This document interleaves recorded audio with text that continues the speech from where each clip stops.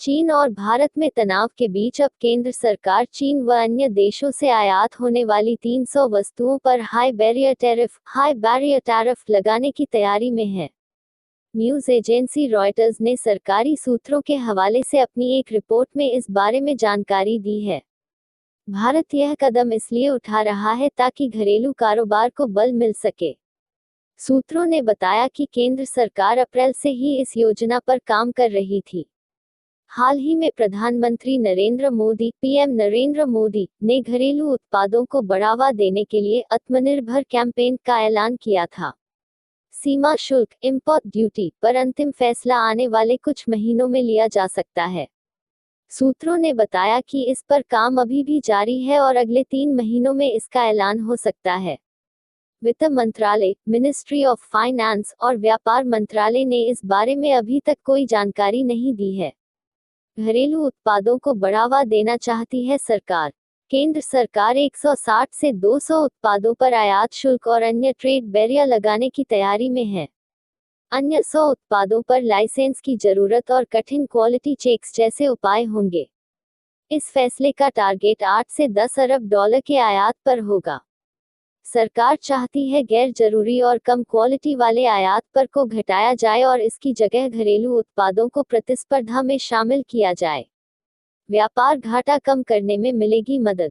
एक अन्य अधिकारी के हवाले से इस रिपोर्ट में लिखा गया है कि सरकार किसी एक देश को टारगेट नहीं कर रही है, लेकिन यह व्यापार घाटा ट्रेड डेफिसिट कम करने का एक तरीका है, जो कि चीन जैसे देशों से एक तरफ व्यापार करने की वजह से यह बढ़ गया है। मार्च 2019 में खत्म हुए वित्तीय वर्ष तक भारत और चीन के बीच द्विपक्षीय व्यापार इंडिया चाइना बायलैटरल ट्रेड करीब 88 अरब डॉलर का था। इस दौरान चीन के पक्ष में कुल व्यापार घाटा trade deficit due to China करीब 53.3 अरब डॉलर का था। किसी भी अन्य देशों की तुलना में भारत के लिए यह सबसे बड़ा व्यापार घाटा है। अप्रैल 2019 से फरवरी 2020 के बीच चीन के प्रति भारत का व्यापार घाटा 46.8 अरब डॉलर का था। इन वस्तुओं पर लग सकता है आयात शुल्क।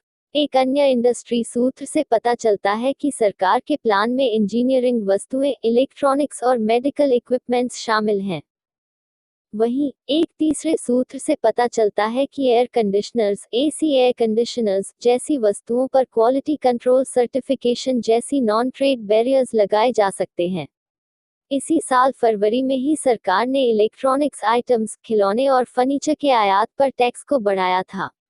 इसके बाद सरकार पर आरोप भी लगे थे कि वह विदेशी बिजनेस को लेकर संरक्षणवाद को बढ़ावा दे रही है। स्वीडन की आइकिया ने उस समय कहा था कि उच्च टैरिफ से वह निराश है। 6 साल में 3600 वस्तुओं पर बढ़ाया शुल्क।